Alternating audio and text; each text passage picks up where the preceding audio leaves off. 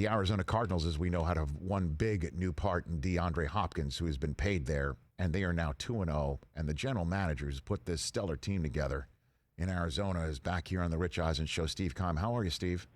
Rich, I'm doing fantastic. Damn straight. Congrats on the move to NBC. That's awesome. Thanks, pal. Really appreciate that. I'd like to give you your 2 cents on the subject of no preseason and whether you think that we can draw a line between that and some rash of injuries, or for some teams struggling to start the season while other teams like yours clearly aren't. What do you think, Steve? Well, that's a great question. In our case, I think, there are some parallels with execution and penalties. In fact, unfortunately, we lead the National Football League in penalties, which is a little concerning, but something I know we can clean up. I know Cliff is certainly motivated to do that, and we know that they're fixable things. But the injury part of it, to me, if you're going to put your finger on an injury, because of the preseason, I would have thought they would have been more soft tissue injuries. Not things that are either ligament damage or structural. And it sounds like, just from the reports, it sounds like, the amount of ACLs that were incurred yesterday is probably at an all-time high. And when you hear what your colleagues in San Francisco are saying right now about the turf in MetLife, and you're going there in Week 5 to take on the Jets, and then in Week 14 against the Giants, what do you do as a general manager of the Arizona Cardinals, Steve? Well, it is. It's concerning, and I think the one thing that we need to do is certainly make sure that we're wearing the appropriate footwear. I mean, sometimes the length of the spikes, may have something to do with it, but we just need to make sure that we're taking the proper precautions and that we have enough education heading into that stadium. We played there last year, and we didn't have any issues. Okay, yeah, because they replaced the turf there, and the Steelers apparently didn't say much about it, nor did the Giants, but. Man, that was something watching that yesterday. But I'm just trying to get in the mind of a general manager of a team that's 2-0 right now. And what do you think when you're sitting here in Week 3 getting ready for Detroit to come into your house, a team that played you to a draw in Week 1 last year in that very building? Well, I mean, it's a week-to-week league, and just watching Detroit the first 2 games of their season, I think they gave up leads in both games, and obviously when you're playing a team that has Matthew Stafford as the quarterback, they have some talent as well, and any given Sunday you can lose. So we have to clean up our mistakes, we have to minimize penalties, and we have to get back to playing mistake-free football for us to have success moving forward. Steve Keim here on the Rich Eisen Show. When was the first time you realized DeAndre Hopkins could be had for you to take in a trade? When was the first time that happened? Well, it was a conversation between Bill O'Brien and myself, and I've known Bill back to the early 2000s when he was an assistant coach at Georgia Tech. So we had a good relationship, and just through usual dialogue that we have with general managers and head coaches, we just sort of brushed upon the subject and the fact that I felt like he was available, and David Johnson was a guy that certainly Bill coveted.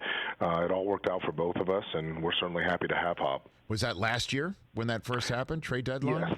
Yes, that was right before free agency of last year. Okay. All right. And then did you hang up the phone and you thought, oh, my God, this could actually happen?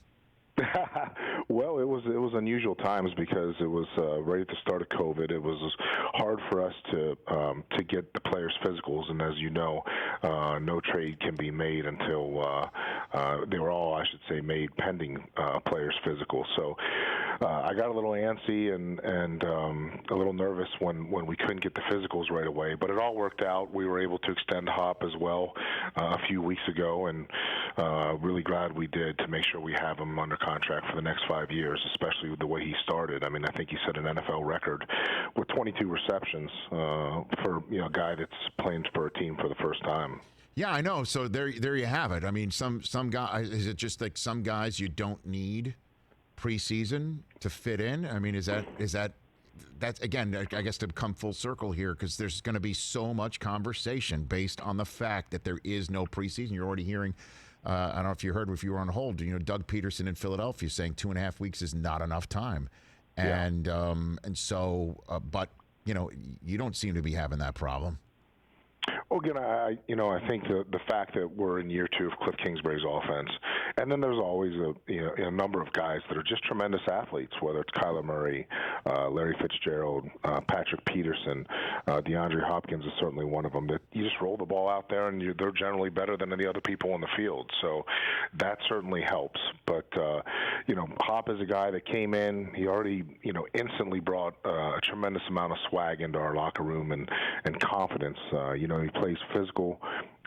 He's a great route runner, and him and Kyler were able to throw this summer. So they built some sort of a relationship as well. So I think the comfort level was there from the beginning.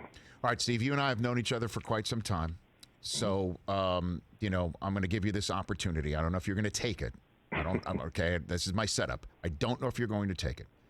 But to those in the football world who talk about stuff for a living and analyze things and opinionate for a living, what would you say to those people who maybe, say, had you on their show right after the draft that you traded Josh Rosen to Miami, and right after you hired a coach who had never been a head coach before, and went ahead and sent away Josh Rosen after drafting Kyler Murray first overall, and people wondering whether you knew what the hell you were doing? What do you say to those people? And I'm kind of raising my hand right now, Steve.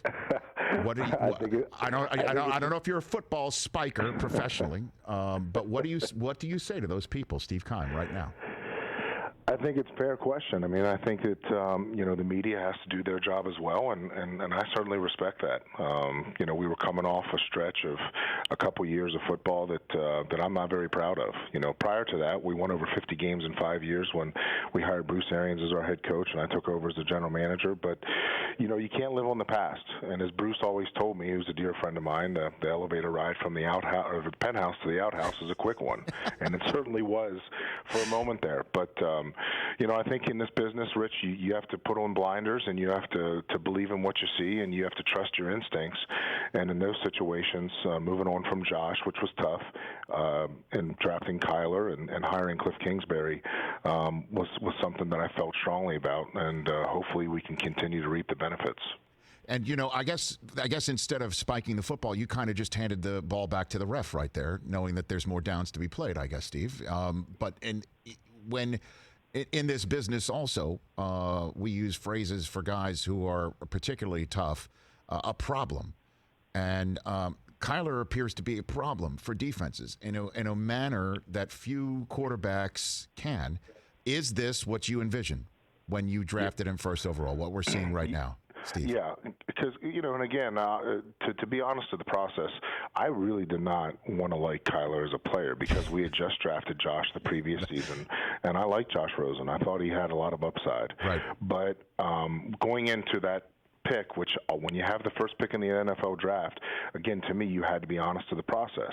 And what I saw on tape at Oklahoma was a guy who ran the football and threw the football like nobody I've ever seen. And when I say that, I've seen guys who can run like him. I've seen guys who can throw like him, but I've never seen the dual threat that he can pose. And his ability to create with his feet is exceptional. We all know that. But his ability to throw from the pocket with accuracy and touch is also something that I think is exceptional.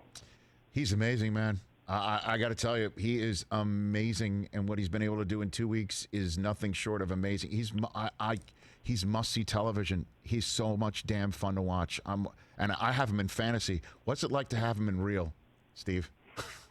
I mean, it really is. I think one of my kids said this. It's like watching a video game. I mean, he really is. It's, he eats up angles with his foot speed. He drops back. He throws lasers all over the field. He's competitive as hell. And he's just scratching the surface too, Rich. It's amazing because he just continues to get better and better. And as he learns to continue to use his progression, read defenses better, and get more acclimated to the NFL game, I just think the sky's the limit for him. Well, after the season was over last year, and this is before you got that you connected with Bill O'Brien about DeAndre Hopkins, I said that Kyler was going to come in and be an MVP candidate, top 3 in votes in 2020. The Offensive Rookie of the Year award was well deserved, and we're seeing right now. And then this is when I realized I knew that this was going to happen. And it's not the DeAndre Hopkins trade.